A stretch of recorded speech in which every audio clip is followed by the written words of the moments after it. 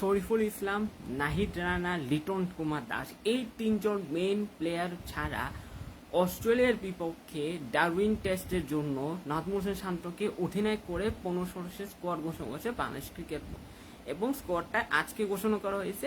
So এবার স্কোয়াডে কোন প্লেয়াররা আছে এগুলো একটু বলি, এরপর কোন প্লেয়ারের থাকা উচিত ছিল, কোন প্লেয়ার থাকা উচিত ছিল না, মানে কোন প্লেয়ারের থাকাটা ডিবেটেবল, না থাকাটা আসলে ডিবেটেবল, সেটা নিয়ে কথা বলবো। প্লাস হচ্ছে নাহিদ রানা, শরীফুল এবং লিটন দাসের ইনজুরি আপডেটটা আপনাদের দেবো। সো বেসিক্যালি স্কোয়াডে যে প্লেয়ার আছেন তারা হচ্ছেন সৌম্য সরকার, তানজিদ হাসান তামিম, সাদমান ইসলাম, নাজমুল হোসেন শান্ত অধিনায়ক, মমিনুল হক, মুশফিকুর রহিম, অমিত হাসান, জাকের আলী অনিক, তারপর হচ্ছেন আপনার হাসান মাহমুদ, তাসকিন আহমেদ, সৈয়দ খালেদা আহমেদ, সৈয়দ খালেদা আহমেদ, মুশফিক হাসান আছেন পেসার, যিনি আনক্যাপ প্লেয়ার। তারপর আপনার হচ্ছে মুশফিক হাসান, মেহেদি হাসান মিরাজ আছেন, আর মমিনুল হক। সো এই হচ্ছে অমিত হাসান, জাকের আলী অনিক। সো এই হচ্ছে আপনার ইনিশিয়ালি স্কোয়াড। তো এখানে সৌম্য সরকার 5 বছর পর টেস্ট সেটা ব্যাক করছেন। তিনি এর আগে 2021 সালে ওয়েস্ট ইন্ডিজের শেষ টেস্ট সিরিজ খেলছিলেন, যেখানে যে ম্যাচে 0 মতো রান করছেন এবং সৌম্যকে নেওয়ার পিছনে যে যুক্তিটা দেখানো হয়েছে সেটা হচ্ছে তার অ্যাভারেজ সিরিজে তার টেস্ট অ্যাভারেজ ভালো, এই জন্য সৌম্য সরকারকে নেওয়া হয়েছে। মনে করি সৌম্য সরকার স্কোয়াডে চান্স পাওয়াটা ডিজার্ভ করতে, বিকজ তিনি খুব এগ্রেসিভ টাইপের একজন ক্রিকেট এবং তার মতো ওপেনার আসলে দরকার ছিল আমরা এই সিরিজে। তারপর হচ্ছে জাকের আলী অনিক, তিনি গত বছর শ্রীলঙ্কার বিপক্ষে গলে লাস্ট টেস্ট ম্যাচ খেলছিলেন, 1 বছর পর আসলে 3 টেস্টে কামব্যাক করছেন, নেক্সট টেস্ট করে এই জিম্বাবুয়ে এই বিপক্ষে যে টেস্ট সিরিজটা যে 4 দিন 2 ম্যাচ হয়েছিল গত মাসে, বাংলাদেশ এই টিম যে খেলে এমার্জিং টিম, সেখানে 2 ম্যাচে জাকের আলী 50%। সো এই 2টা করে তার আগে স্কোয়াডে রাখা হয়েছে। এখন কিছু প্লেয়ার্সের সিলেকশন নিয়ে ডিবেট হচ্ছে। প্রথমত আসেন সাদমান ইসলামকে নিয়ে। সাদমান ইসলাম লাস্ট 2-3টা টেস্ট সিরিজে ধারাবাহিকভাবে ব্যর্থ হয়েছেন, কিন্তু তারপরও তার উপর টিম ম্যানেজমেন্ট আসতে লেগেছে। আমি যখন স্কোরটা দেখছি তো ওখানে মাহমুদ হোসেন জয়কে বাদ দেওয়ার পিছনে একটা এক্সপ্লেনেশনটা হয়েছে, সেটা হচ্ছে মাহমুদ হোসেন জয় লাস্ট সিরিজে পারফর্ম করতে পারে, তাকে সিলেক্টর অনেক ব্যাক করছে, যেহেতু সে পারফর্ম করতে পারে এক্সপেকটেশন অনুযায়ী পারফর্ম করতে পারে, তাই তাকে স্কোর থেকে ড্রপ করা হয়েছে। তাহলে আমার প্রশ্ন হচ্ছে, মাহমুদুল হাসান জয়কে আপনারা ব্যাক করছেন, পারফর্ম করতে পারে, ড্রপ করছেন, ফাইন, তাহলে সাদমান ইসলামকে কেন ড্রপ করলেন না আপনারা? সাদমান ইসলামকে কেন ড্রপ করলেন না? সাদমান ইসলামের লাস্ট কয়েকটা টেস্ট ইনিংস আপনি তুলে দেখেন, জিম্বাবুয়ের সাথে মিজারেবল পারফরমেন্স ছিল তার। পাকিস্তান এগেন্স্টে হোম সিরিজও সে কিছুই করতে পারেনি। সাদমান ইসলামের লাস্ট টেস্ট সেঞ্চুরি ছিল কার এগেন্স্টে জানেন? জিম্বাবুয়ের এগেন্স্টে, তাও গত বছর এপ্রিলে। এরপর আপনি টাইমিংসগুলো তুলে দেখেন, আইল্যান্ডের পরে একটা 100 করছে সে, এছাড়া কোনো নোটেবল পারফরমেন্স তা নেই, বদল এগেন্স্টের পারফরমেন্স নাই এটা।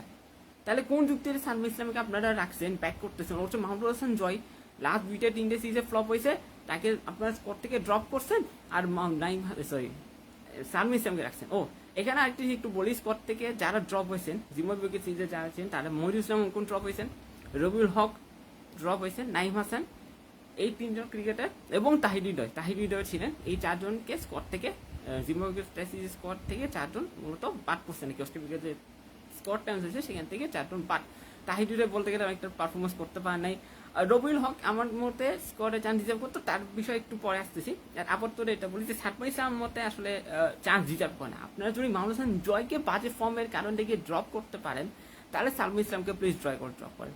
আর প্লেইং 11-এ অবশ্যই সৌম্য এবং তানজিদ তামিম যেন ওপেনিং করে, প্লিজ সাদমান ইসলামকে ওপেনিং করে না, কারণ অস্ট্রেলিয়া এগেন্স্টে ডিফেন্সিভ ক্রিকেট খেলে ই ক্যানট সার্ভাইভ। সাদমান ইসলাম টেস্ট অ্যাভারেজ করে জানেন 28 তার অ্যাভারেজ।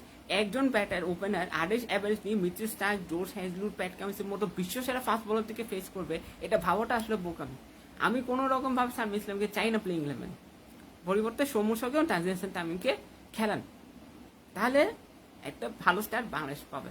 আচ্ছা, এরপর আসেন রবিউল হকের কথা বলছিলাম না কিছুক্ষণ আগে আমি। রবিউল হক কেন চান্স ডিজার্ভ করেন? দেখেন, রবিউল হককে জিম্বাবুয়েকে টেস্ট সিরিজ করে রাখা হয়েছিল, তিনি ওই ম্যাচ একটা টেস্ট ম্যাচ খেয়েছে, ওই স্কোয়াডে তিনি ছিলেন, ম্যাচ খেলেন নাই।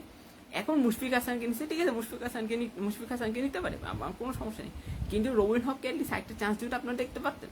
অবশ্যই এটা প্রথম টেস্টের জন্য স্কোয়াড অ্যান্স করেছে, এটা কিন্তু পুরো 2 ম্যাচ টেস্ট সিরিজের জন্য হয়নি। সো আরও একটা টেস্ট আছে মাকাইতে, ওইটার জন্য পরবর্তী স্কোয়াড অ্যান্স করে। বাট আমার মতে যেটা মনে হয়, রবিউল হক আরেকটা চান্স ডিজার্ভ করতেন। ঠিক আছে, আপনার নতুন প্লেয়ারে শুরু যাচ্ছেন, গুড, এটা আমি অনেক ভিডিওতে অলরেডি কথাটা বলছি যে নতুন প্লেয়ারদের সুযোগ দেন। এই জিনিসটা ফাইনালি বিসিবি একটা গাছ শো করছে যে আমরা নতুন প্লেয়ার সুযোগ দিই, কিন্তু রবিউল হককে অ্যাটলিস্ট একটা ম্যাচ আপনারা খেলাতে পারতেন আমার মতে, তাকে সুযোগ দিয়ে দেখতেন, তারপর না হয় আপনারা ডিসাইড করতেন যে তাকে কন্টিনিউ করবে নাকি করবে না, কিন্তু তাকে কোনো ম্যাচ না খেলায় ড্রপ করানোটা আসলে কতটুকু যৌক্তিক, এটাই মুহূর্তে সবচেয়ে বড় প্রশ্ন। আমি মুশফিক হাসান এগেনস্টে না, আমি পার্টিকুলারলি বলতেছি, আমি বলছি আমি কোনো প্লেয়ার এগেনস্টে না, আপনি যে কোনো নতুন প্লেয়ারকে খেলাতে পারেন, ও পড়লে এক্সপেরিমেন্ট করেন, সমস্যা নেই, কিন্তু রবিউল হককে দিস একটা ম্যাচ তো সুযোগ দেওয়া যেত, আমার মতে সে একটা চান্স ডিজার্ভ করতো অনেস্টলি। আমি জানি না কেন তাকে স্কোয়াডে রাখা হয় নাই, বাট হি ডিজার্ভ অপরচুনিটি, তার একটা অপরচুনিটি সে পেতে পারতো, যে না কেন সিলেক্টর তাকে ইগনোর করে গেছে। বা যাই হোক, মুশফিক হাসান যদি খেলেন তার জন্যই ভালো, টাফ কন্ডিশনে যত বেশি খেলবেন তত তিনি নিজেকে বুঝবেন তার দুর্বলতা কোথায়, তার শক্তি জায়গা কোথায়, তিনি আলটিমেটলি ডিসকভার করতে পারবেন। আমার জন্য মুশফিক হাসান আসলে প্লেইং 11 চান্স পাবেন। এছাড়া আমি যখন একটা লাইভ করছিলাম কদিন আগে, যে বলছিলাম যে অস্ট্রেলিয়াকে টেস্ট সিরিজে আমরা ফ্রন্ট লাইন পেসার খারাপ, তখন ওখানে আমি একটা কথা বলছিলাম যে ইদার তাইজুল ইসলাম অথবা নাইম হাসান, এর মধ্যে যে কোনো একজন স্পিনার সুযোগ পাবেন। এবং আমি ওখানে একটা কথা বলছিলাম, আরো একটা কথা বলছিলাম যে এক্সপিরিয়েন্স যেহেতু তাইজুল ইসলামের বেশি, তাই তিনি সুযোগ পাবেন, এবং আমার কথাটাই ঠিক হলো। তাইজুল ইসলামই এজ এ লোন স্পিনার স্কোয়াডে আছে, নাইম হাসানের কোনোই জায়গা হয়নি। ইভেন নাইম হাসান গত বছর শ্রীলঙ্কা বিপক্ষে টেস্ট সিরিজ খেলার পর লাস্ট যে 2টা টেস্ট সিরিজ খেলছে বাংলাদেশ, আয়ারল্যান্ড এগেনস্ট, লাস্ট যে 3টা test series, Ireland, Pakistan, Zimbabwe, 3টা টেস্ট সিরিজে কোনোটাতে নাইম হাসান ছিলেন না। তাইজুল ইসলামকে কন্টিনিউ করেছে, এমনকি তাইজুল ইসলামকে ব্রেস দিয়ে আপনি নাইম হাসানকে ট্রাই করতে পারতেন, বিকজ ডারউইন উইকেটে টি20 পর থেকে স্পিন হবে, এবং নাইম হাসান তার হাইটের কারণে একটা বাউন্স জেনারেট করতে পারতো। সামুনকে নাইম হাসান এটলিস্ট একটা চান্স ডিজার্ভ করতে আমার মতে। তার পরিবর্তে আপনি খেলাইতেছেন তাইজুলকে। দেখ, তাইজুল ইসলাম অনেক এক্সপিরিয়েন্স বলার, অলরেডি 200+ উইকেট, 500 এখন ক্লিনিং উইকেট টেকার তিনি টেস্টে, বাট আমি মনে করি যে Taijul Islam should been given a rest. সেই কিন্তু টানা খেলার মধ্যে আছে, তারও কিন্তু ইনজুরি ইস্যু হতে পারে। সো আমি মনে করি যে তার পরিবর্তে নাইম হাসানকে অ্যাটলিস্ট খেলানো চাই। আচ্ছা, তারপর আমি ওই ভিডিওতে 4 জন সম্ভব পেয়েছি, 4 খেলোয়াড় বলছেন, খালেদ আহমেদ, এবাদত হোসেন, তারপর তাসকিন এবং হাসান মাহমুদ, এবং এই 4 জনই আছেন। এবং এবাদত হোসেনের থাকার কথাও ছিল না কিন্তু ইনিশিয়ালি। এবাদত হোসেন পারিবারিক কারণে কিন্তু ছুটি নিয়েছিলেন, বাট তিনি ছুটিটা কমে এখন অস্ট্রেলিয়ার সাথে দলে যাচ্ছেন। মাঝখানে এটা শুনে গেছিল এবাদত হোসেন নাকি ইচ্ছে করে অস্ট্রেলিয়ার টেস্টে খেলতে চাননি, বাট এখন তিনি ছুটির কমায় অস্ট্রেলিয়াতে যাচ্ছেন। এটা ভালো দিক, বিকজ এবাদত হোসেন না খেলে তখন হয়তো আমরা রুবেল হকের স্কোরে দেখতাম। আর এবাদত হোসেন খেলতেছেন, বাট এবাদত হোসেনের খেলা নিয়ে আমার একটু ডাউট আছে এই কারণে, বিকজ লাস্ট 6 টেস্ট ম্যাচে মাত্র একটা উইকেট আছে, ইঞ্জুরিটা ব্যাক করার পর এবাদত হোসেন আগে যে রিলেভে ছিল এখন সেই রিলেভে নাই। সো সে আসলে অস্ট্রেলিয়াতে যদি সুযোগ পায়, খেলার সুযোগ পায় প্রথম টেস্টে, সে কেমন পারফর্ম করে এটা আমি জানি না। তাসকিন আমার লঙ্কা প্রিমিয়ার লিগ খেলা নেই, অনেক খুশি হয়েছি, আমি চাইতেছিলাম 5 মিনিটে তাসকিন আমার লঙ্কা প্রিমিয়ার লিগ না খেলুক, এই সিরিজটা সে ফোকাস করুক। আসাম মাহমুদ আছেন, কাউন্টিটা ভালোই করছেন, আশা করি জিম্বাবুয়েকে টেস্ট সিরিজ ভালো করবেন, টেস্টে গত কয়েক আসাম খুব ঢাইভাবে ভালো বল করতেছেন। তারপর আপনার খালেদ আহমেদ আছেন, বিডিকে বল সুইং করতে পারেন, তার জন্য একটা সুযোগ আছে। সো ওভারঅল পেস ডিপার্টমেন্ট নিয়ে আমার কোনো অভিযোগ নেই। স্পিন ডিপার্টমেন্টে আমাকে নাইম হাসান খেলতাম। আরেকটা যেটা বিষয় যে জাকের আলী অনিক স্কোয়াডে কেন আসছেন, জাকের আলী অনিক ফার্স্ট ক্লাসও তার এই যে এবার যে ফার্স্ট ক্লাস সিজনে সেখানে তার এগোটা একটা ভালো ছিল না। আমি মনে করি তার পরিবর্তে মহিদুল ইসলাম অঙ্কনকে খেলাচ্ছেন। এখন মহিদুল ইসলাম অঙ্কনকে খেলানোর কথা কেন বলতেছি, এই পর্যন্ত 2টা কারণ আছে। প্রথমত সে কিন্তু একটা সুযোগ পায় না, দ্বিতীয়ত হচ্ছে মহিদুল ইসলাম অঙ্কন টপ অ্যান্ড টি20 সিরিজ যেটা লাস্ট বছর হয়েছিল ডারউইনে, সেখানে তিনি খেলছেন। অ্যান্ড তাসমানির বিপক্ষে যে একটা 4 দিনের ম্যাচ হয়েছিল বাংলাদেশের টিমের, ওই টিমের ক্যাপ্টেন ছিলেন, প্লাস ওই টিমের ওই ম্যাচে তিনি খেলছিল। সো তার এক্সপিরিয়েন্স আছে এই ধরনের কন্ডিশনে খেলা। তো কেন মহিদুল ইসলাম অঙ্কনকে প্রেফার করা হয়নি? আমি বলতেছি না যে জাকের আলী খারাপ প্লেয়ার, বাট জাকের আলী যে পারফরমেন্স, তিনি গত বছরের নম্বরের পর থেকে হোয়াইট বলে কনসিডার হচ্ছেন না, মানে তিনি হোয়াইট বলে সুযোগ পাচ্ছেন না হোয়াইট বল টিমে। এখন হঠাৎ করে জাকের আলীকে আপনি যখন টেস্ট স্কোয়াডে ফ্রেমে এন্ট্রি করেছেন, তার মানে এটা নিয়ে প্রশ্ন উঠবে যে কেন জাকের আলী, কেন মহিদুল ইসলাম অঙ্কন খেললো না, কেন জাকের আলীকে খেলানো হচ্ছে। আমি জানি না কেন জাকের আলী খেলতেছেন, বাট অনেস্টলি আমার মতে জাকের আলীর পরিবর্তে মহিদুল ইসলাম অঙ্কন অ্যাটলিস্ট একটা সুযোগ ডিজার্ভ করতেন, তিনি ডিজার্ভ করতেন। মহিদুল ইসলাম অঙ্কনের টেস্ট ডিবিউ ছিল কি সাউথ আফ্রিকা, এরপর থেকে তিনি তেমন দলে নাই, মানে মহিদুল ইসলাম অঙ্কন এখন পর্যন্ত 3 বা 4টা মতো টেস্ট খেলছেন, এরপর থেকে তার টিমে দেখতেছি না আমি, যে মানে he is been in and out of the team. আমি জানি না কেন মহিদুল ইসলাম অঙ্কনকে তারা রাখতেছেন। মহিদুল ইসলাম অঙ্কন পরে একদিকে একটা ট্রাস্ট তো রাখেন। জাকের অনেক কিছু আপনার জিম্বাবুয়ের এই টিমের এগেনস্টে পারফরমেন্স দেখে ব্যাক করতে পারেন, তাহলে মহিদুল ইসলাম অঙ্কন কি দোষ করছিল সে? এই যে একটা জিনিস হচ্ছে, আপনি একটা ডিজার্ভিং প্লেয়ারকে যখন জায়গা দেবেন না স্কোয়াডে, তখন এটা নিয়ে প্রচুর তর্ক বিতর্ক হবে, প্রচুর কথা হবে, প্রচুর সমালোচনা হবে, হবারই কথা। এখন সিলেকশন কমিটি একটা প্রেস কনফারেন্স করার কথাই কদিনের মধ্যে দেখা যায়, একটা প্রেস কনফারেন্সে কি ব্যাখ্যা দেয় যে মানে তারা কেন ওই প্লেসগুলোকে নিচ্ছে, কেন ওই প্লেসগুলো খেলে নাই, মানে XYZ কেন টিম আছে, XYZ কেন টিমে নেই, এই বিষয়ে ম্যাচটা নিয়ে নিশ্চয়ই তারা ক্লারিফিকেশন দেবে, আশা করি মানে প্রপার ক্লারিফিকেশন দেবে, যেমন তেমন ক্লারিফিকেশন দিলে মানুষেরা মানবে না।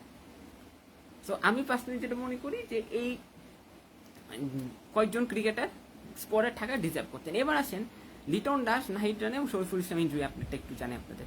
নাহিদ রানার থেকে গ্রেড 2 সাইজ টেনিসে, যার কারণে তিনি 6 থেকে 8 সপ্তাহ মাঠের বাইরে থাকবেন।